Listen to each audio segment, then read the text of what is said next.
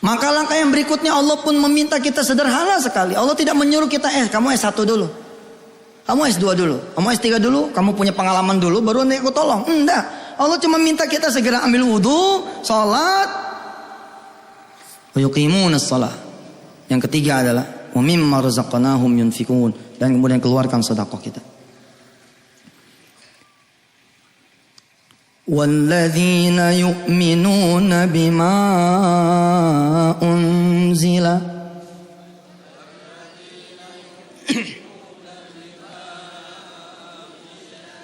إِلَيْكَ وَمَا أُنْزِلَ مِنْ قَبْلِكَ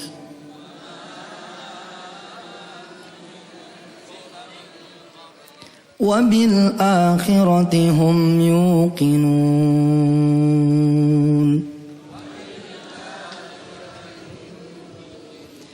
أُولَئِكَ عَلَى هُدًى مِّن رَّبِّهِمْ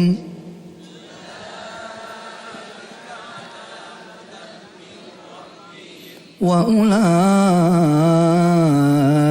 هُمُ الْمُفْلِحُونَ.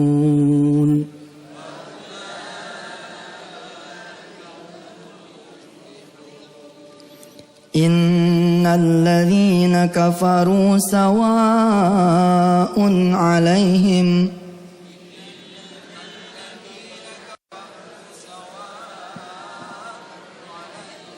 a'anzartahum am lam tunzirhum la yu'minun.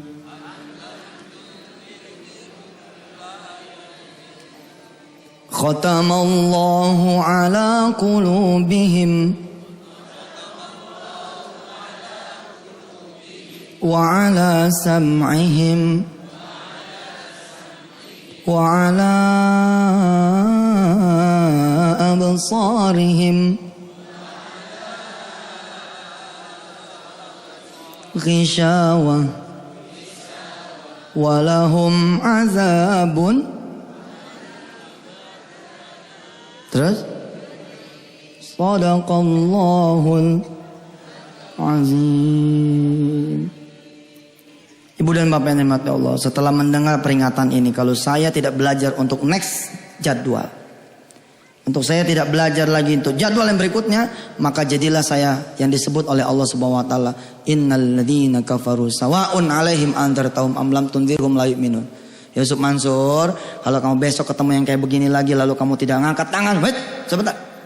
Kita mulai jam 14 nih, azan 14.30. Oke, saya duluan. Tidak berani saya ngacung, maka saya kafaru sawa'un 'alaihim. Sama aja kamu. Seperti sebelumnya diberi dan tidak diberitahu, sama aja. Khatamallahu ala qulubihim wa ala sam'ihim wa ala absarihim ghishawatun wa lahum adzabun. Kalau nanti begitu terus, maka Allah akan mengunci mati. Tertutuplah indera kita. Masya Allah. Kita sudah tahriman dari waktu tadi. Mudah-mudahan secara fikih ya, Allah Subhanahu wa taala memaafkan kita. Memang betul Bapak Ibu yang dirahmati Allah, bahwa sholat asar itu kan mulai dari jam 14.30 atau 14.20 atau 14.50 sesuai dengan waktu masing-masing sampai menjelang waktu maghrib. Betul. Tapi sekarang bayangkan Bapak Wali Kota kita Pak Haji Edi kemudian mengatakan kepada saya, nah Yusuf, saya mau datang ke rumah Anda ya jam 14.50. Baik Pak Wali, saya sudah baca proposal Anda. Dan insya Allah saya akan datang dengan bantuan saya pribadi. Gih Pak Wali, makasih sebelumnya. Loh, 14.50 sebagai kitabam mauquta, sebagai yang sudah dijanjikan sama Pak Wali. Dan begitulah Allah kan. Allah kan kitabam mauquta nih. Inna sholata alal mu'minina kitabam mauquta. 14.50 Pak Wali Kota datang. Lalu anak saya mengatakan, ada Pak Wali Kota, bilang sama dia suruh tunggu. Anak saya ngasih tahu, maaf Pak, kata Bapak suruh tunggu. Loh, bukannya Bapak kamu yang pengen bantuan saya? Bilangin, saya sudah datang dengan membawa bantuan yang dibutuhkan oleh bapak kamu. Oh, anak saya nyampein lagi, itulah Bilal. Yang tadinya muadzin, ini Bilal. Pak, kata, kan dipertegas, ngapain sih ada Bilal? Wong panggilan sudah kok, mempertegas Pak. Kadang-kadang di NU punya, ya yang di Salaf punya, bahkan Jumatan 2 kali azan. Mempertegas. 2,5 sakomatnya. Lalu dengan sembarangan saya mengatakan begini kepada anak saya. Bilangin nah sama dia, kan dia mau ngasih bantuan. Kalau mau ngasih bantuan kudu sabar nunggu. Kira-kira ini orang balik lagi Pak, nungguin. Lo balik Pak. Hayya 'alas shalah. Sini salat. Hayya 'alal falah. Nanti aku kasih kebahagiaan. Tak ada yang mau Pak. Dia lebih redo nungguin saat diwawancara oleh perusahaan yang bakal memberikan dia pekerjaan. Sedangkan dia lupa dan tidak bisa mendengar panggilan Allah yang bahkan sudah memberikan kehidupan buat dia.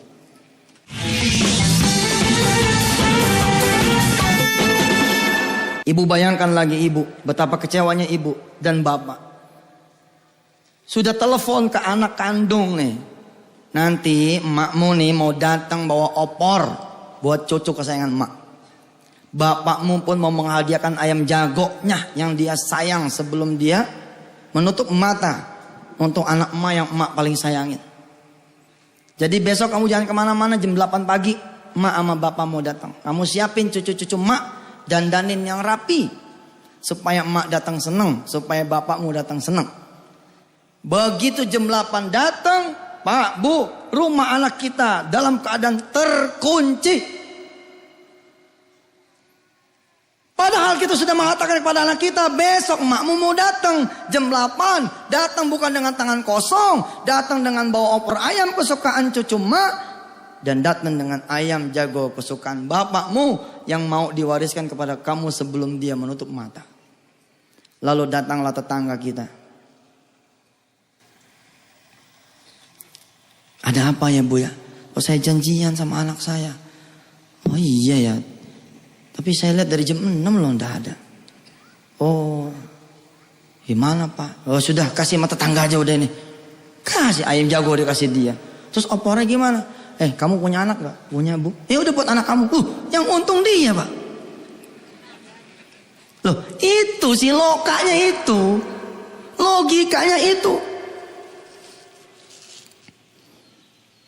Innamal mu'minuna alladhina idza dzukirallahu wajilat qulubuhum wa idza tuliyat 'alaihim ayatuhu zadatuhum imana wa 'ala rabbihim yatawakkalun.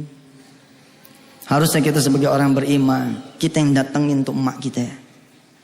Kita datang ke emak kita supaya kita pulang bawa opornya, supaya kita pulang bawa ayam jagonya. Ini udah datang pun masih luput.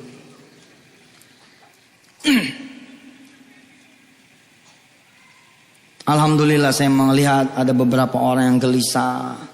Udah mau asar, mau keluar. Ustadz Yusuf Mansur sebentar lagi ceramah.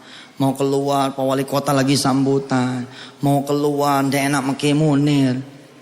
Ada. Maka orang-orang seperti itu insya Allah akan dapatkan berkah dari Allah Subhanahu Wa Taala. Tapi kita pun yang lalai insya Allah pun dapat berkah asal maghrib nanti kita rubah. Fakhalafa min ba'dihim khalfun adha'us salah. Fakhalafa min ba'dihim khalfun adha'us salata wattaba'us syahawat. فخلف من بعدهم خلف أضاعوا الصلاة واتبعوا الشهوات فسوف يلقون غيا إلا من تاب وآمن وعمل صالحا faulaika yadkhulunal jannah wala yuzlamuna syai'a. Akan datang satu masa orang-orangnya sering mengabaikan sholat, dan kita apa yang dimaksud sekarang ini. Wattaba'u syahwat, mempertontonkan hawa nafsunya, mengikuti hawa nafsunya. Fasawfa yalqawna ghayya, maka apapun yang dilakukan akan celaka. Tapi Allah adalah Allah, dialah Ar-Rahman, Ar-Rahim. Dia pakai istisna di sana. Illa, kecuali man taba, kecuali yang bertaubat.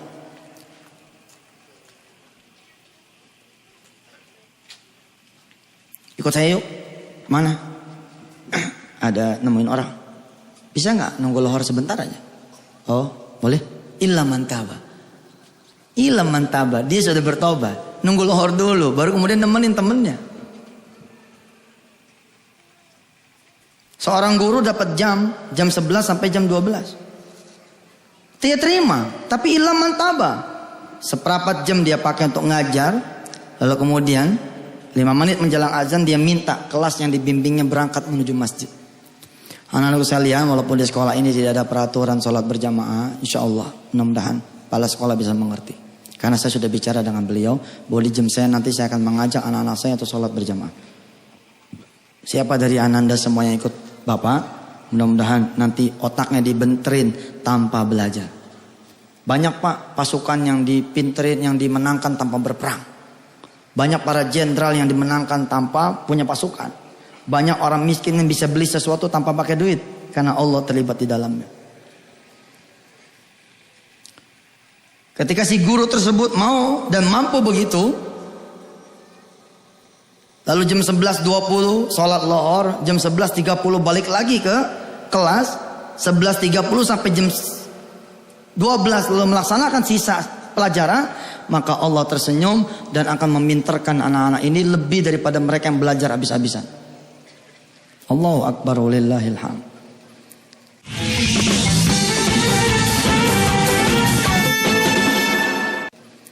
Bapak dan Ibu pernah ke tanah suci, sebagiannya tentu melihat di sana menjelang azan tutup Pak. Karena itulah Allah berikan kemakmuran yang luar biasa. Enggak ada matinya tuh toko. Hidup terus. Karena berhasil ya mengalahkan kepentingannya sebentar untuk kemudian sama-sama sholat di Masjidil Haram. Allah mengatakan kepada kita semua, kalau kita punya masalah, punya hajat, mau beriman kepada Allah, mau menegakkan sholat, mau kemudian bersedekah, maka ulaika ala hudam mir rabbihim wa ulaika humul muflihun. Saya kasih satu contoh sebelum saya tutup dengan salam. Mudah-mudahan kisah yang berikut ini menjelang saya tutup dengan salam memberikan inspirasi kepada kita semua, bahwa sungguh menyelesaikan seluruh urusan itu mudah asal kita tahu kuncinya. Dan kuncinya di awal lembaran pertama Al-Quran itu dibuka sudah ada di sana, alif lam mim dan seterusnya. Ada seorang yang ingin menjual rumahnya. Suatu saat dia dihadapkan pada keluhan yang saat ini pun sedang dialami oleh sebagian ibu dan bapak. Anaknya butuh biaya buat kuliah. Dan ini sudah dirasa sebenarnya ketika anaknya mulai masuk kelas 3. Bahwa rasanya tanpa campur tangan Allah tidak mungkin bakalan bisa ngulehin anak karena duit gak ada. Tapi fine, baik. Kita cerita dua hal. Pertama, cerita tentang orang yang tidak mengenal Allah dan belum mengaji seperti hari ini. Udah tahu yang bisa menyelesaikan adalah Allah, yang bisa ngulehin anak adalah Allah. Bahkan dia harusnya berterima kasih kalaupun tidak Allah kuliahkan anaknya sudah sampai kelas 3 SMA. Tapi tetap saja dia masih mencari bantuan manusia, bukan bantuan Allah Azza wa Jalla. Hingga akhirnya Allah tutup pintunya. Lalu dia berpikir harus jual rumah. Kalau tidak jual rumah kayaknya gak mungkin bisa nyekolahkan anak sampai ke perguruan tinggi. Bapak dan Ibu yang dirahmati Allah, saya perlu memberitahu. Kalau ibu dan bapak seperti dia, maka jatuhlah ibu dan bapak kepada syirik kepada Allah Subhanahu wa taala. Allah memiliki tandingan baru dalam urusan rizki, yakni rumah yang bapak ibu tempati. Allah mengatakan, bagaimana mungkin rumah yang aku berikan kepada seseorang sebagai nikmat lalu menjadi Tuhan. Tapi lihat kalimatnya, Bu, Pak, kalau kita tidak jual rumah kita, dari mana kita nyekolahkan anak kita? Nah, jadi Tuhan kan? Seolah-olah Tuhan inilah yang bisa menjadikan anaknya kuliah. Lalu kita lihat dialognya. Dialognya sangat tidak alif lam mim.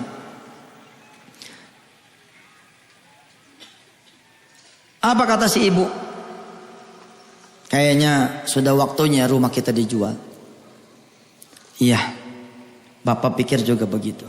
Baik, nanti besok bapak pasang iklan. Aduh, ini perbuatan-perbuatan yang mulia, perbuatan yang baik, mengorbankan harta untuk menuntut ilmu, tapi menjadi perbuatan dosa. Menjadi perbuatan dosa, kenapa? Karena Allah lagi-lagi dilangkahi. Kalau dia bertobat saat itu, dia lari kepada Allah, Allah akan urus. Tapi dia tidak mengenal Allah. Dia lebih mengenal siapa? Kita lihat. Besok bapak mau masang iklan di koran. Haha, Tuhannya ada dua sekarang. Rumah dan koran. Tidak lagi Allahus Somad, melainkan koran As-Somad. Papa mau masang running tag di TV Batu. Nah, TV Batu As-Somad.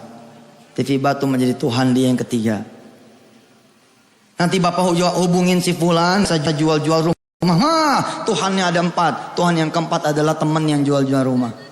Makin banyak pak Tuhan kita persis seperti orang jahiliyah yang Tuhannya tidak cukup 1. Loh, kita sama pak. Wadhkur fil kitabi Ibrahim innahu kana siddiqan nabiyya. إذ قال لأبيه يا أبت لم تعبد ما لا يسمع ولا يبصر لم تعبد ما لا يسمع ولا يبصر ولا يغني عنك شيئا. Ingatlah kalian cerita tentang Ibrahim. Tatkala beliau memberitahu ayahnya, wahai ayahku, kenapa sih engkau menyembah yang tidak bisa memberikan apa-apa kepada kamu, wahai ayahku. Kita seperti itu. Maka lihat kalimatnya di surah Maryam tadi yang saya bacakan, fasaufa yalqauna ghayya. Akhirnya anaknya tetap nggak bisa kuliah dan rumahnya pun tetap tidak terjual. Kalaupun rumahnya terjual, anaknya bisa kuliah, maka akan dia lihat anaknya kuliah dengan duit setan. Walaupun kelihatannya kuliah dengan duit jual rumah, tapi itu duit jual setan yang tidak melibatkan Allah Subhanahu wa taala. Karena itu anak itu susah nyari kerjaan, repot nanti di kuliahan. Lebih baik rumah tidak terjual, lebih baik anak tidak kuliah, tapi Allah hadir di sana karena kita sholat malam terus pada Allah Subhanahu wa taala. Dan kalaupun dapat, maka Allah bilang haqqa qadri, sesuai dengan ilmunya. Kalau ketemu sama teman yang jago jualan, laku. Kalau enggak, Allah nggak terlibat. Kalau kebetulan orang baca dan dia lagi butuh tuh koran, laku. Kalau enggak, Allah nggak mau terlibat. Kalau kebetulan orang melihat running tag di TV, laku. Itu pun kalau dia butuh. Kalau enggak, Allah tidak mau terlibat. Tapi kalau Allah dilibatkan dari awal, walaupun orang tidak tahu bahwa dia pasang iklan, tapi rumah ini akan dibantu jualkan oleh Allah Subhanahu wa taala. Resepnya sama, tinggal nanti diimplementasikan di semua urusan bapak dan ibu semua. Cerita ini hanya contoh, selebihnya sama cara kerjanya. Allah tidak akan biarkan kita fasaufa yalqauna ghayya, enggak akan biarkan, melainkan ulaika ala hudam mir rabbihim wa ulaika humul muflihun. Al-Fatihah. A'udzubillahi minasyaitonir rajim. Bismillahirrahmanirrahim. Alhamdulillahirabbil alamin. Ar-Rahmanir Rahim. Maliki yaumiddin. Iyyaka na'budu wa iyyaka nasta'in. Ihdinas siratal mustaqim. Siratal ladzina an'amta 'alaihim ghairil maghdubi 'alaihim waladdallin. Rabbighfir lana wa lil amin. Terusin beristighfarnya. Astaghfirullah Wassalamualaikum warahmatullahi taala wabarakatuh.